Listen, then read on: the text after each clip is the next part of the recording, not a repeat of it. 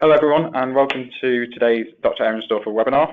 Firstly, I'd like to introduce myself. I'm Dominic Keeley and I am the Global Assistant Brand Manager for Dr. Ehrenstorfer. I'm joined today by Dr. Kelly Cheshire, who will be taking you through today's topic of pharmaceutical and veterinary compounds in the food and environment.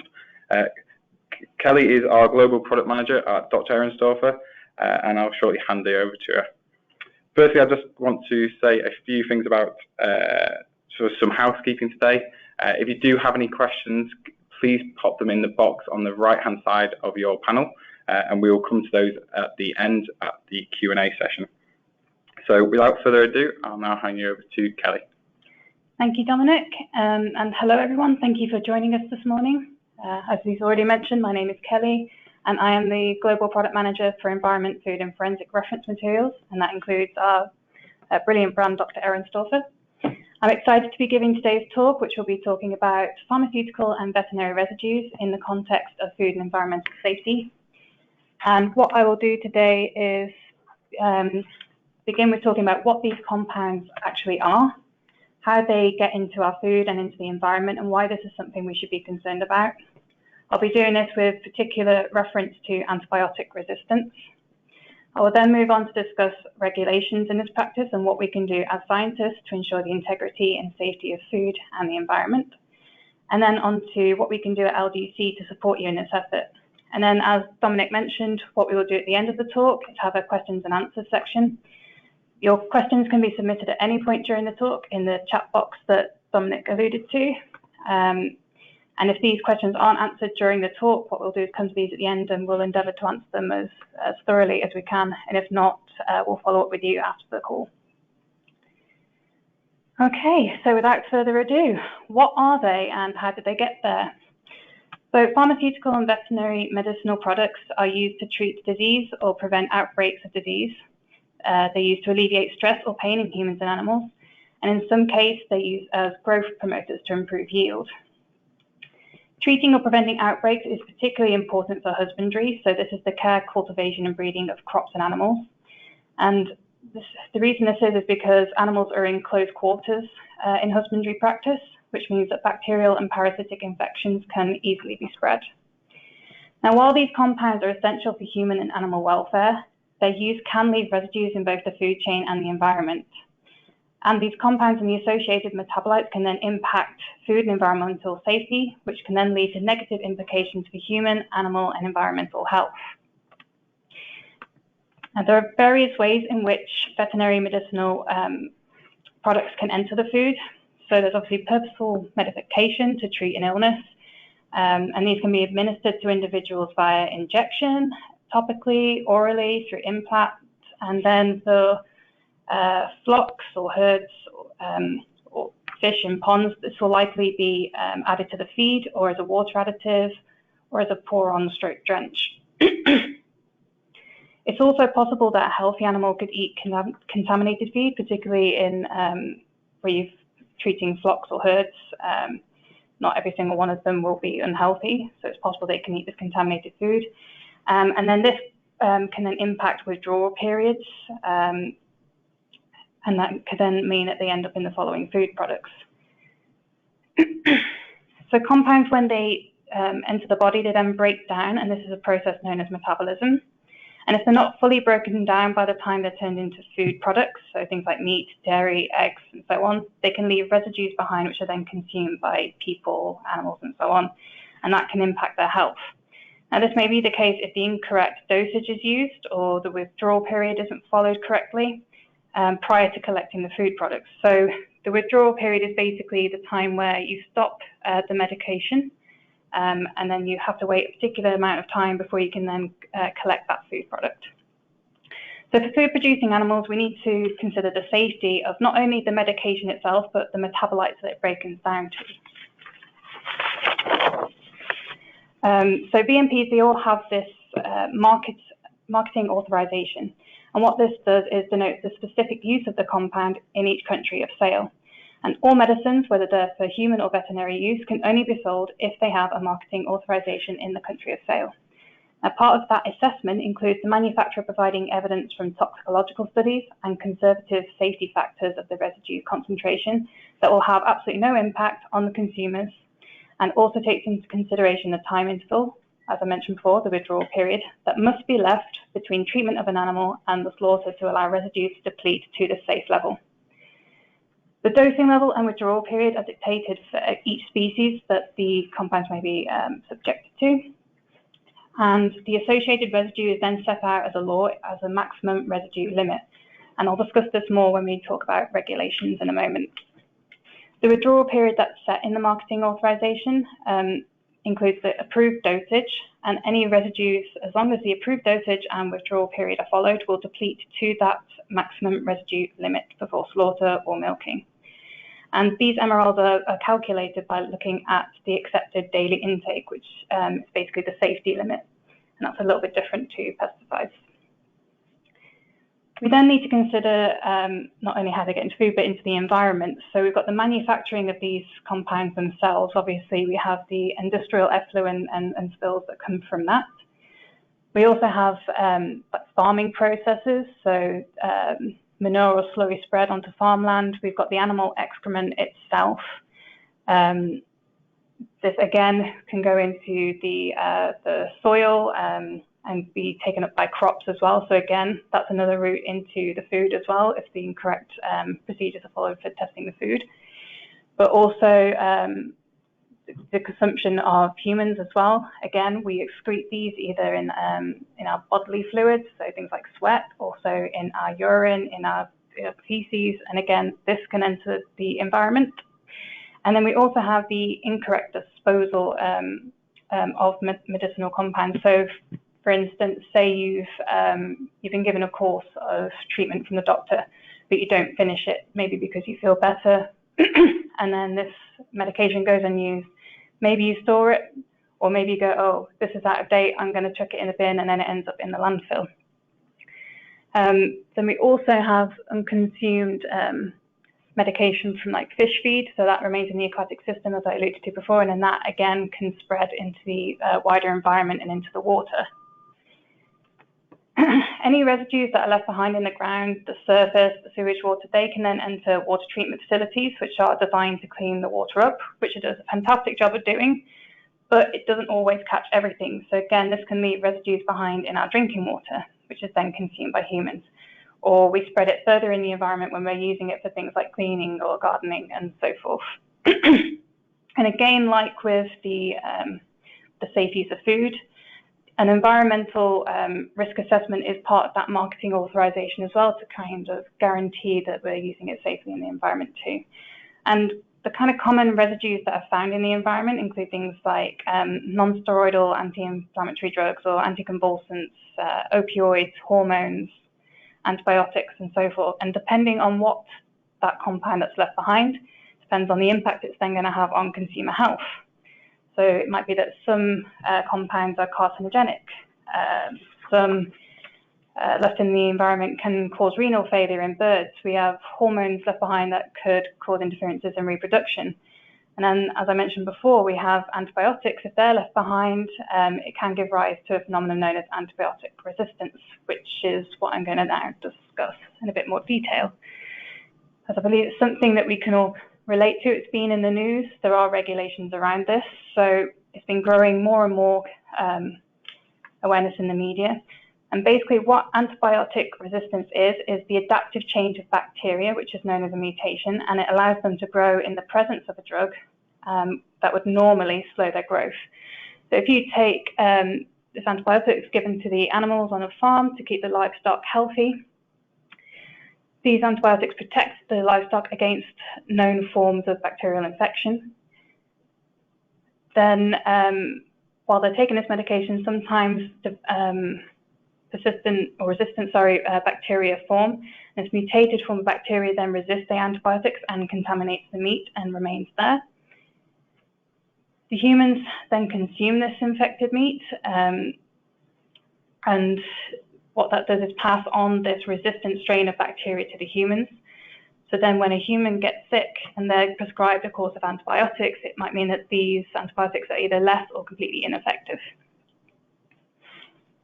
So basically, antibiotic-resistant bacteria and fungi basically become harder to treat, which increases morbidity. So for instance, infections such as pneumonia or tuberculosis, they become harder and harder to treat. And because of this widespread use of antibiotics, both in medical and agricultural practices, it only accelerates that process. In 2019, there was a survey of the EU member states done by the European Food Safety Authority, and they found that the number one food safety concern was the misuse of antibiotics, humans, and steroids in farming. And the level of concern and increasing awareness of the risks associated with these compounds has led to many regulatory bodies increasing their surveillance activities for these kind of compounds in food and water supplies. Now, as I mentioned, it's growing more and more attention in the media. So residues of these compounds left in food, which gives rise to this phenomenon, is causing a lot of concern in health organisations in the news. I've just picked out some articles that kind of emphasise the how critical and how urgent this situation is. So in one article, there was a 2016 report commissioned by the UK government, and it estimated that 700,000 people are dying annually due to antibiotic resistance, which is a phenomenal number. And this is only set to rise. So by 2050, they estimate it will be 10 million people a year that die due to antibiotic resistance. And it's even considered as dangerous as a pandemic, which is a scary prospect. We can all relate to it right now with the coronavirus. We've seen the amount of devastation that this has played on the population, to our health, just to the normal day-to-day running of our lives. And you think, okay, that's scary, but why is antibiotic resistance even more scary than that? Well, simply testing is that drug-resistant bacteria form, and it means that our medications suddenly become ineffective, which is incredibly scary.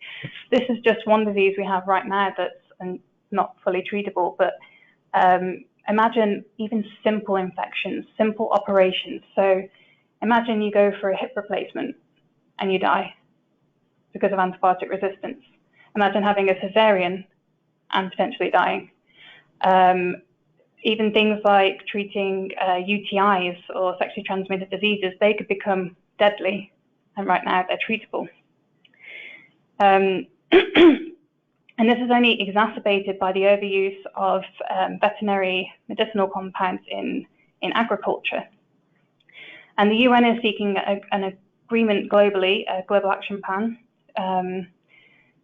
to find new antibiotics and diagnostic tools, but that's only a short-term answer, because obviously the bacteria learn, they develop, and then we get more resistant bacteria. So what we really need to do is look at the practices themselves. So we need access to clean water. There needs to be appropriate hygiene practices followed everywhere, even by ourselves. We need sensible use of veterinary compounds in livestock farming. So, for instance, there's also been a study that showed 70% of the antibiotics administered to animals in the US is to promote growth rather than to treat an infection. So that's something that we really need to consider. And then with regards to the hygiene practices, there are things that we don't even think of in our own home. So say you've had a course of antibiotics, and then this is excreted in your sweat, and you go for a shower to wash things off because you're feeling ill and having the shower makes you feel so much better. But then, oh my God, I'm now like washing all of this, all of these compounds that are excreted into your sweat down the drain into a moist, dark environment, which is like the perfect breeding ground for bacteria to replicate. And again, this then spreads out further into the environment. How far does that go? It goes into the water systems, again, entering our water treatment systems, and so on and so forth, and that replication is then ending. And I even read an article, which is something you don't think of. In the UK, we're a nation of pet lovers. Now, imagine you're cuddling up to your pet, not thinking any the wiser, but actually they've got drug-resistant bacteria because of residues left behind in their pet food. And then this is passed on to you. Again, things that you don't necessarily consciously think about, but give rise to this whole phenomenon, and which is why we need practices in place to ensure the safe use. Now, thankfully, we do have government bodies now really focused on antibiotic resistance monitoring. So we have the EFSA, we have the EEA, and we have the EPA. And we even have the World Health Organization as well, which run a antibiotic resistance awareness week in November. And it's really just trying to promote the issue and the need for everyone to act responsibly. But it's not just antibiotics that are of concern to regulatory bodies. We have a number of subcategories within pharmaceutical and veterinary compounds. So we have things like non-steroidal anti-inflammatory drugs, we have antimicrobials, we have sedatives, and so on and so forth. And these also need to be regulated. Regulations, what are they? So regulations are designed to ensure compliance in the dosing and withdrawal periods with regards to food safety and the appropriate disposal for environmental safety. And this is in alignment with that marketing authorization for each compound that I discussed earlier. So the regulations, they set out the maximum residue limit values permitted for each compound and metabolite. And that's specific not only to the species, so whether it's cattle, fish, sheep, chickens, but it's also to the type of edible tissue that's taken from them. So whether it's kidney, whether it's muscle, or other animal origins, so like milk, eggs, or honey. And then the environmental testing is typically associated with the water and soil quality. And as I mentioned earlier, these maximum residue limit values, they are set by working backwards from what is considered the acceptable daily intake. Now, how would we analyze for these? So a typical lab analysis might mean that all the samples are screened. This eliminates any negative samples, and typically you would look at half the compliance limit as a trigger for confirmation. And LCMS is one of the most popular techniques for doing this, and it requires you to have a reference material of each drug for each day spiked at half of the limit. Anything that tests positive in this first screening are then retested to confirm and quantify that drug that's present. And this requires more representative subsampling, and replicate subsamples need to be taken. Again, you would use LCMS, and you would use the reference standard as before, and typically an isotopic internal standard of the drug of interest. And that's because these isotopic standards can improve the accuracy and precision of your analyses, which enables a reliable recovery correction and compensates for your matrix effects. And that's generally because these hyphenated mass spectroscopy techniques are highly fractionating, and this can vary over the period of analysis. And therefore, if you measure something of known isotopic composition and fractionation, this can be taken into account in data analysis and interpretation that follows. We also have prohibited substances. So for some veterinary medicinal products, there's no safe residue limits that have been agreed on. And that can be due to toxicological concerns, or data submissions for historical approval have been incomplete by today's standards. And these compounds, they're prohibited from use in food-producing animals. So that includes things like nitrofurans, phenylbutazone, and chlorpromazine. The EU also prohibits the use of steroids, hormones, and other growth promoters or antibiotics when the main function is to aid meat conversion. And the EU has a zero-tolerance approach to residues of prohibited substances. And in these cases, what we get is a reference point for action value, and that's determined by a toxicological risk assessment. And it's basically become the accepted norm and to use as a benchmark to ensure that the EU guidelines are being adhered to. Now, why is this a problem? We have a global alignment challenge. So just because something is prohibited in the EU does not mean it's prohibited in other areas of the world. And that relevance is increasing due to our globalization. So we must comply with the region that a product is being imported to. So for instance, say something was coming from the US into the EU US must provide evidence of the measures taken to meet the levels and values that are to be accepted. So what this means is basically imports from countries using these compounds, they must demonstrate that they've got a split production system. So that means that they're separate from their normal farming for within country or to other regions. And they must show that they have a dedicated slaughterhouse that's been licensed by the EU and only takes animals that have been raised in accordance with these regulations. So a few of these regulations include EC 9623. So that's an EU regulation, and it basically sets out the requirements for residue monitoring plans, and it establishes the range of substances that should be tested. Each EU member state within this must have a national residue control plan, and these are targeted surveillance testing designed to police the correct use of the products, and non-EU countries exporting food to the EU must implement these monitoring programs to comply with the equivalent food safety levels. We also have EU 2010-37, another main one, which is looking at pharmacologically active substances and their classifications regarding maximum residue limits in foodstuffs of animal origin. And then a more recent addition is EU 2019-1871. I'll go into detail on this on a later slide, but this actually covers RPAs for nitrofurans and its associated metabolites. In the US, we have EPA method 1964, and again, this looks at pharmaceutical residues and sets out the monitoring plans and the range of substances that are to be tested in the context of water, soil, and sediment. And then for China, we have GB 31650/2019, and again, that's the National Food Safety Standard that sets out the maximum residue levels for veterinary drugs in food. And this covers something like 267 analytes. So as I said, I was going to go into a little bit more detail on the nitrofurans. So this reference point for action. As mentioned earlier, the EU prohibits the use of steroids, hormones, and other growth promoters and antibiotics, where the main function is to aid feed conversion. So when a safe level cannot be decided, an RPA is assigned, and that's become the accepted threshold at which these compounds are allowed to be present. And this is a perfect example of that. So it builds upon Commission Decision 2005-34-EC. And as you can see here in the table, I've highlighted the main nitrofuran compound in green, and then below that is its associated metabolite. The RPA values are for the metabolites, and we also have the Dr. Ehrensdorfer reference material that's within our portfolio to help test for these.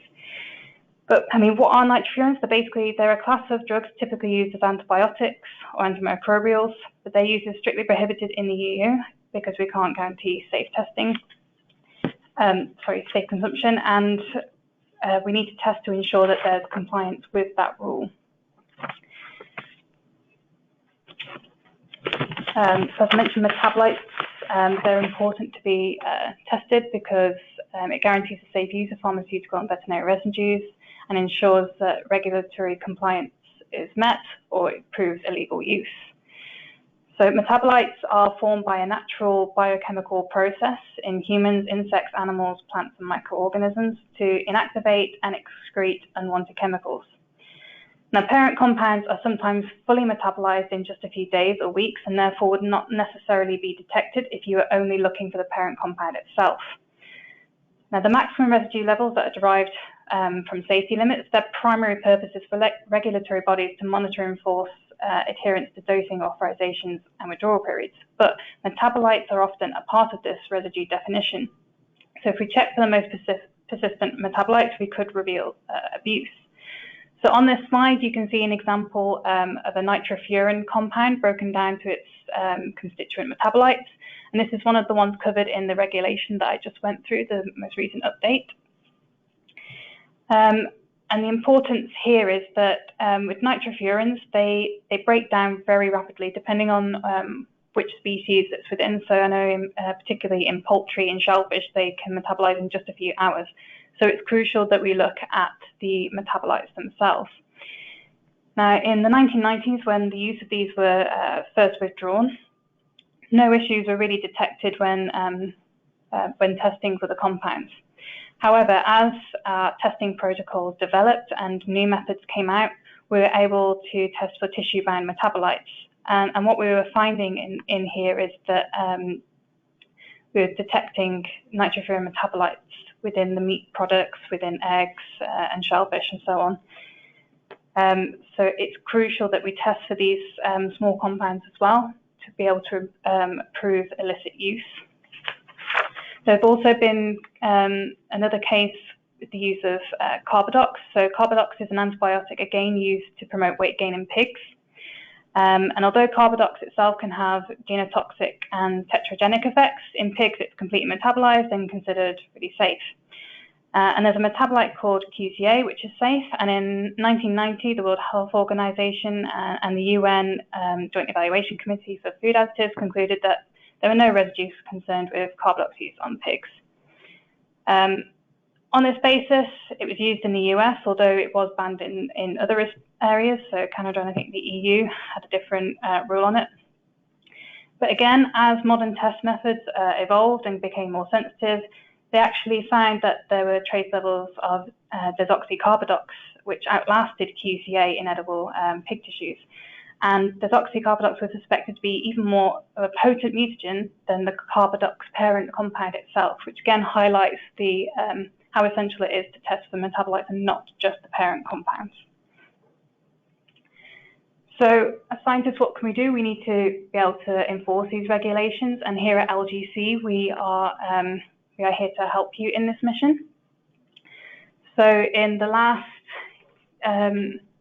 year or so alone, we've done significant MPD in this area, and we've increased our portfolio by 25%.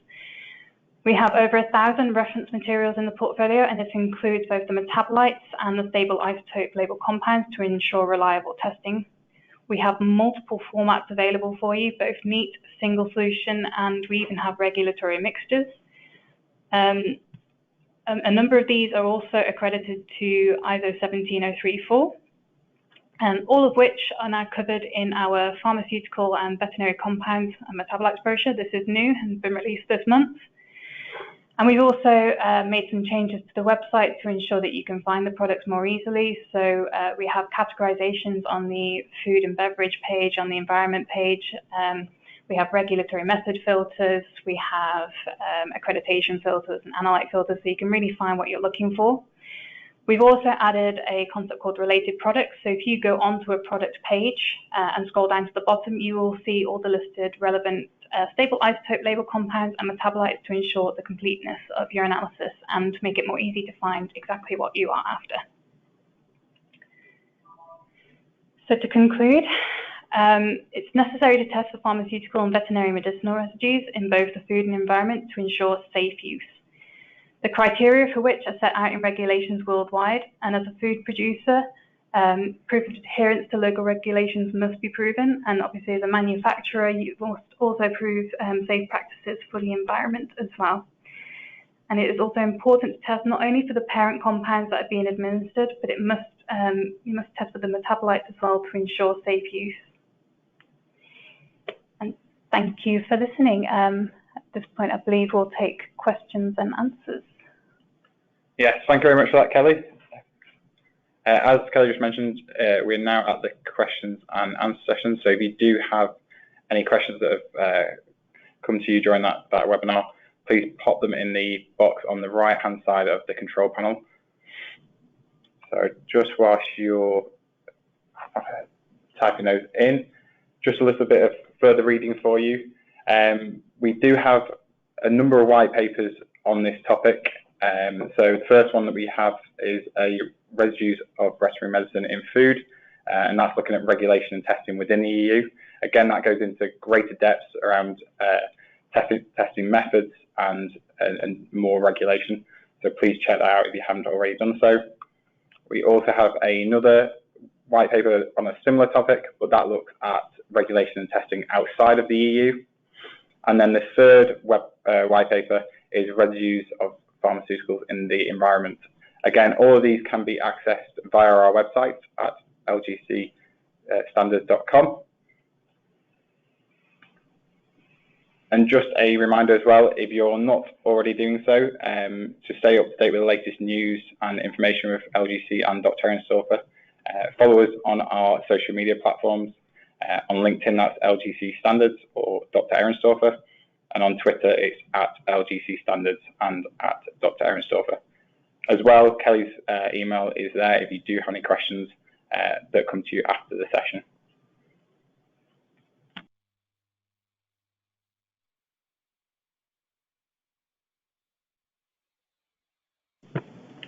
So we'll just give you a few more minutes to ask any questions that you may have.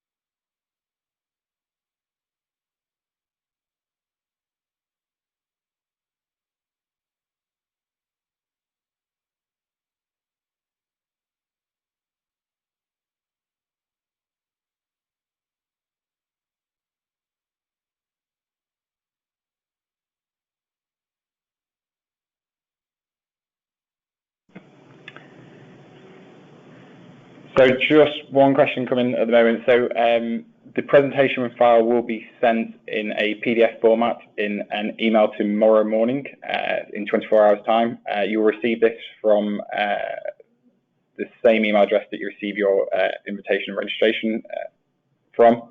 And this will also include a recording of the webinar, so you can re-watch the webinar if you'd like, or if you'd just like to flick through the slides, you can do. But yes, you'll be sent that via the email that you provided to sign up for.